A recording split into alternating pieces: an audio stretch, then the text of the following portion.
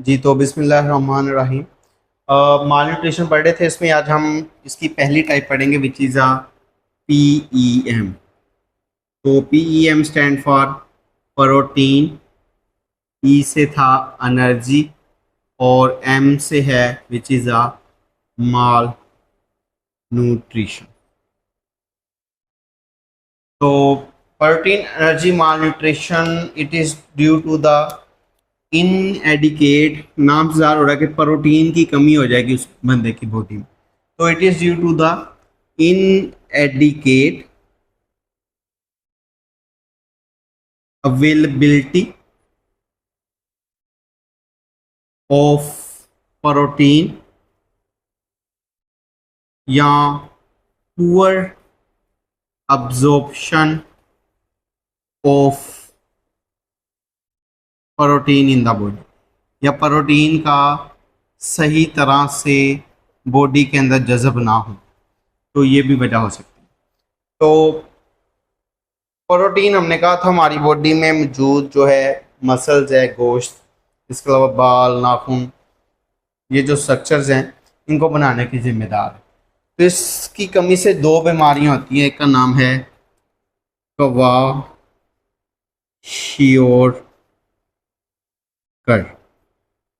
ठीक है, क्वाशियोर्कर। तो क्वाशियोर्कर जो है ये बच्चों में बीमारी होती है at the age of 12 month. जब कोई बच्चा 12वें महीने में है, तो इस महीने इस एज में तकरीबन जो ब्रीस्ट फीडिंग है उसको रोक दिया जाता है, उसको डिसकंटिन्यू कर दिया जाता है। तो अगर इस एज में उस बच्चे को अब ब्रीस्ट फीडिंग नहीं करवाएंगे तो उसको दूसरा दूध पिलाया जा रहा होगा, तो अगर वो सही तरह से इनटेक ना कर रहा हो, पी ना रहा हो, तो उसकी बॉडी में प्रोटीन की कमी हो जाएगी और ये बीमारी हो जाएगी, ठीक है।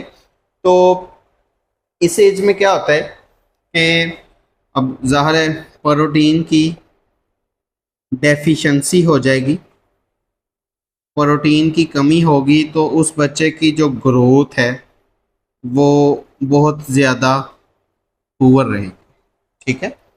कह सकते हैं कि उसकी जो ग्रोथ है वो सही से नहीं हो रही होगी, उसकी बॉडी जो है वो बहुत ही ज़्यादा पतली होगी, बारीक होगी, ग्रोथ उसकी जो होगी वो बहुत ज़्यादा पुअर होगी, और वो जो बच्चा है वो बहुत ही ज़्यादा अब नॉर्मली तौर पर थिन होगा, यानी कि उसकी बॉडी बड़ी बारीक सी, ऊपर गोश्त ना होने के बराबर, हड्डियां भी बहुत ही ज़्यादा वीक होंगी।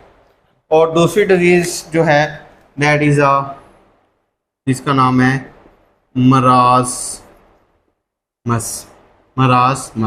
इसको सूखेपन की बीमारी कहा जाता है। तो ये जो बीमारी है ये हो सकती है at age of 6 month, 6 month से लेकर टू 1 ईयर, 1 साल तक के बच्चे को ये बीमारी हो सकती है।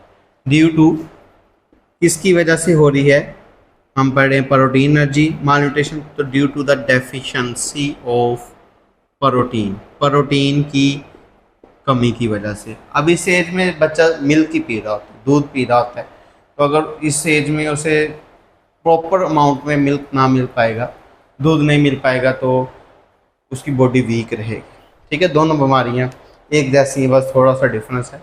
इसमें क्या होता है कि जो चाइल्ड है उसकी बॉडी से जो फैट है वो लूज़ कर जाते हैं, child lose all their fat from the body, इनको उसका जिस्म के ऊपर जो गोश्त है वो ना होने के बराबर होता है, इतना ज़्यादा लूज़ कर जाता है, जिस तरह हम बड़ी एज के लोगों में देखते हैं कि उनका जो मांस है वो नीचे लटक जाता है, इसी तरह उसका जो मसल स्ट्रेंथ है, जो फैट है, वो लूज़ कर देते हैं।